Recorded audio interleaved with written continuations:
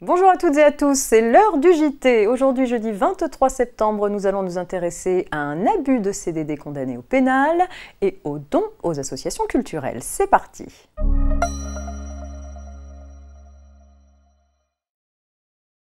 Et on ouvre donc ce JT avec une petite histoire d'abus de CDD. Une société qui gérait des EHPAD avait eu recours pour l'un de ses établissements à plusieurs centaines de CDD afin de pourvoir certains postes.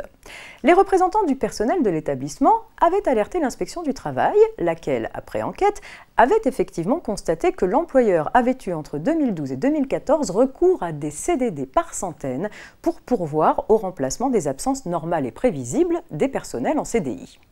Poursuivie au pénal, la société a été condamnée du chef de conclusion de CDD pour un emploi durable et habituel à une amende de 18 500 €, car les juges ont considéré qu'au vu du nombre de CDD signés sur la période, de leur durée cumulée, de la nature des emplois concernés et de la structure des effectifs, il n'existait pas une raison objective de renouvellement de CDD pour répondre à des besoins temporaires, comme le soutenait l'employeur, mais au contraire une volonté de ce dernier d'avoir à disposition une main-d'œuvre flexible.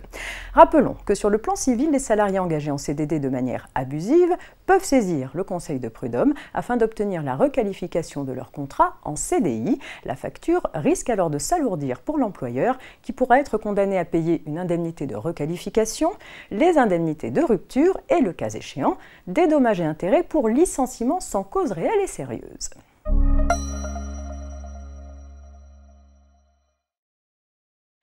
Actu fiscal pour terminer. Les dons effectués par les particuliers au profit d'œuvres et autres organismes d'intérêt général ouvrent droit à une réduction d'impôt sur le revenu de 66% de leur montant, dans la limite de 20% du revenu imposable.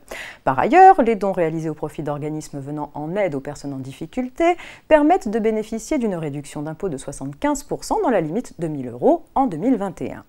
À titre exceptionnel, la réduction d'impôt est portée de 66 à 75% pour les dons accordés à des associations culturelles entre le 2 juin 2021 et le 31 décembre 2022 dans la limite de 554 € pour 2021.